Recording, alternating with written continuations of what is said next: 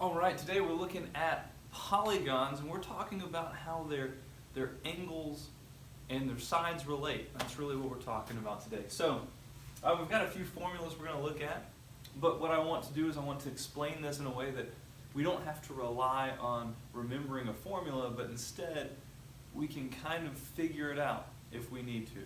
Because memorizing something is great, being able to get back to that fact just through facts and other things that we already understand is even better.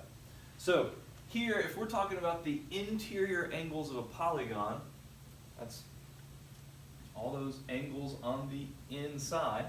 Okay, if we want to find the sum of the interior angles, the sum of the interior angles of a polygon are always going to be n minus 2 times 180. Now, here I have a dodecagon. We know that is a 12-sided polygon.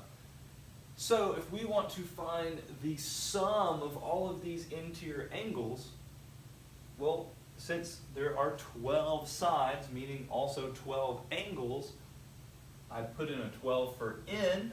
That's going to be 12 minus 2 times 180. 12 minus 2 is 10. 10 times 180 gives me 1800 degrees. If we add up all 12 of those angles measures, we're going to get 1800 degrees. Now, how are we going to remember this? I mean, it is a pretty simple formula.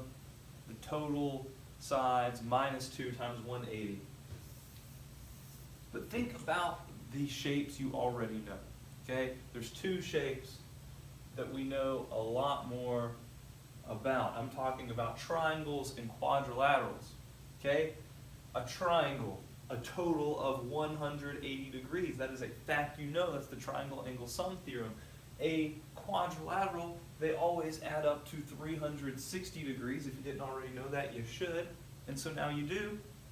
And what are the total number of sides here? There are 3. What are the total number of sides here? There are 4. Think about how we could get 180 here. We would want to be multiplying 1 times 180. And how do we get that 1? We would have to do the number of sides minus 2. Here we would be trying to get 360. What do we have to multiply by 180 to get 360?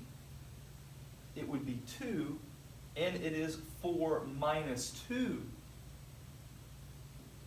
that gets us 180. Notice it's always the number of sides minus 2 times 180 that gives us the amount of degrees we expected to be in that polygon. So here, applying it to any polygon, the number of sides minus 2 times 180 gives us the sum of the interior angles measures. So what if, what if we had a regular polygon and we wanted to find each individual angle measure?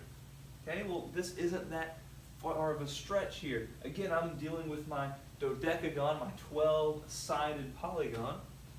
And here, this is a regular dodecagon, meaning every single angle is congruent.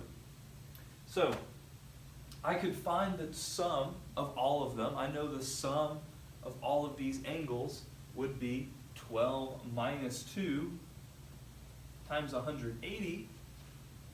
But then if I want to make that each angle equal, I want to split that up over 12 angles.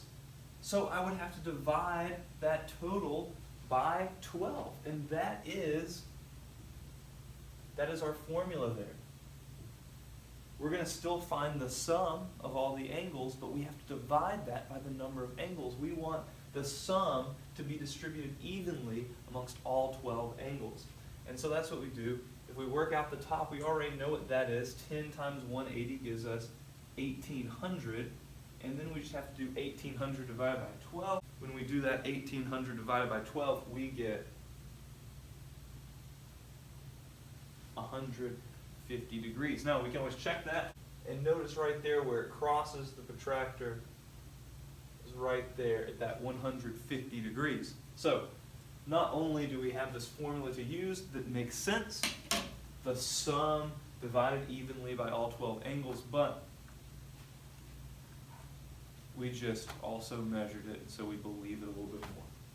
All right, finally, if we're looking at a regular polygon, we also want to understand the central angle measure. So imagine in our dodecagon over here, we have a center point. Okay, again, this is only for regular polygons where every side and every angle are congruent. Just like right here, imagine we have that central point, and from this, a central angle would be that angle that connects two consecutive vertices. Its rays would connect two consecutive vertices. So if we want to find that angle measure, well, all the way around this isn't going to be that 1800 degrees. All the way around is a circle, 360, and so we would split that evenly by all 12 central angles that it would be making. And so our formula is simply 360 divided by n. In this case, 360 divided by 12 means that all of these angles would be 30 degrees apiece.